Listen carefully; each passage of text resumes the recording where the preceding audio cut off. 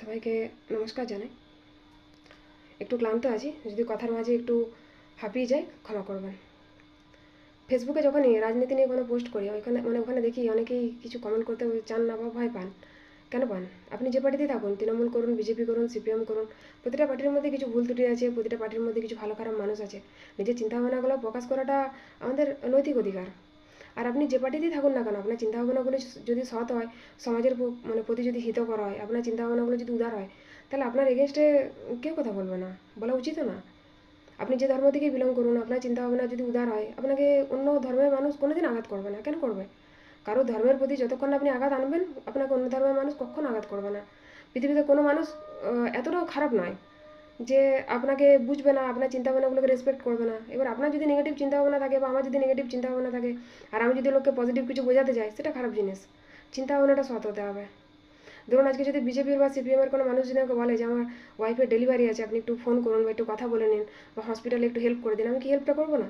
আমাকে কোন BJP vote দিয়েছে, কে সিপিএম দিয়েছে, কে সিপিএম থেকে দিয়েছে, কে তৃণমূল থেকে দিয়েছে, আমি তো ব্যালট বক্সে দেখতে যাইনি। তাহলে আমার সব অঞ্চলের প্রতি একটা দায়বদ্ধতা থাকবে। আমি অনেক ক্ষেত্রে না একটু সাইলেন্ট হয়ে গেছি, কিছু মানুষের চিন্তা ভাবনা দেখে, কিছু মানুষের হাবভাব দেখে, কাজকর্ম দেখে ইচ্ছে করে যে না, আর দরকার নেই, একটু চুপ হয়ে যায়। কেন? শুধুমাত্র তাদের ওই কি বলবেন, অত্যাধিক ছবি পোস্ট, অত্যাধিক তাদের আলোচনা, অত্যাধিক বস দাদাগিরি দেখে না আমি একটু চুপচাপ হয়ে গেছি।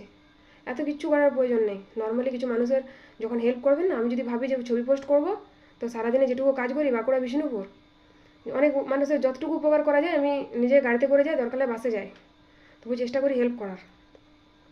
সেক্ষেত্রে সে কোন পার্টি থেকে এসছে, কী ব্যাপার, এত কিছু পরে দেখবো, আগে দেখবো মানুষটা যাতে সুস্থ হয়ে বাড়ি ফিরে আসে। সেরকম আপনারাও চিন্তাভাবনাটা এরকমই রাখুন। আমি তৃণমূল পার্টিকে খুব ভালোবাসি, মন থেকে ভালোবাসি। গ্র্যাজুয়েশন লেভেল থেকে মমতা ব্যানার্জিকে খুব রেসপেক্ট করি। এবার ওনার পার্টিতে যদি আমি দেখি যে এই কাজটা করলে ভালো হবে, এই কাজটা করলে জনগণের একটু উপকার হবে, অবশ্যই ম্যাডামকে এই বার্তাটা পৌঁছে দেওয়াটাই মনে হয় যে আমার একটা দায়িত্বের মধ্যে পড়ে, ম্যাডামের কাছে এটা বলার রাইট তো আমারও আছে, ম্যাডামকে কিছু বলার ওনার পার্টির মেম্বার হিসাবে। তুমি দেখেছি যখনই কিছু পোস্ট করি, তো ওটা নিয়ে মানুষ জানি না কী ভাবে। এত কিছু ভাবার কিছু নেই, যে পার্টিতে থাকুন চিন্তাভাবনাটা ভালো রাখুন, যাতে সমাজের ভালো কিছু কাজ করে দিয়ে যেতে পারেন, যদি আপনার ক্ষমতার মধ্যে থাকে।